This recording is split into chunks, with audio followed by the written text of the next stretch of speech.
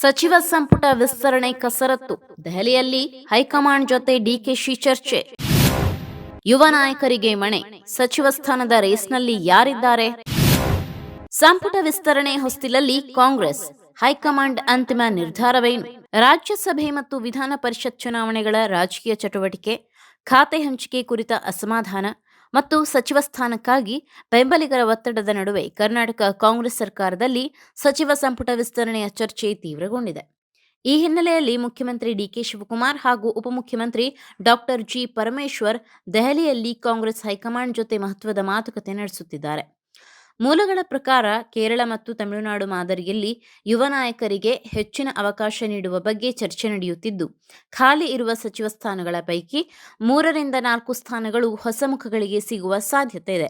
ನಾರಾ ಭರತ್ ರೆಡ್ಡಿ, ಪ್ರದೀಪ್ ಈಶ್ವರ್, ಅಜಯ್ ಸಿಂಗ್, ಪ್ರಿಯಾ ಕೃಷ್ಣ ಹಾಗೂ ರಿಜ್ವಾನ್ ಅರ್ಷದ್ ಸೇರಿದಂತೆ ಹಲವು ಯುವ ನಾಯಕರ ಹೆಸರುಗಳು ಸಚಿವ ಸ್ಥಾನದ ರೇಸ್ನಲ್ಲಿ ಕೇಳಿಬರುತ್ತಿದೆ. ಇನ್ನೊಂದೆಡೆ ಕೃಷ್ಣ ಬೈರೇಗೌಡ ಮತ್ತು ಕೆಎಚ್ ಮುನಿಯಪ್ಪ ಸೇರಿದಂತೆ ಕೆಲ ಸಚಿವರು ಖಾತೆ ಬದಲಾವಣೆಗೆ ಒತ್ತಾಯಿಸುತ್ತಿರುವುದಾಗಿ ಹೇಳಲಾಗುತ್ತಿದೆ. ಆದರೆ ಪಕ್ಷದಲ್ಲಿ ಯಾವುದೇ ಗೊಂದಲವಿಲ್ಲ, ಎಲ್ಲವನ್ನೂ ಹೈಕಮಾಂಡ್ ಬಗೆಹರಿಸಲಿದೆ ಎಂದು ಸಚಿವರಾದ ಪ್ರಿಯಾಂಕ್ ಖರ್ಗೆ ಮತ್ತು ಎಂಬಿ ಪಾಟೀಲ್ ಸ್ಪಷ್ಟಪಡಿಸಿದ್ದಾರೆ.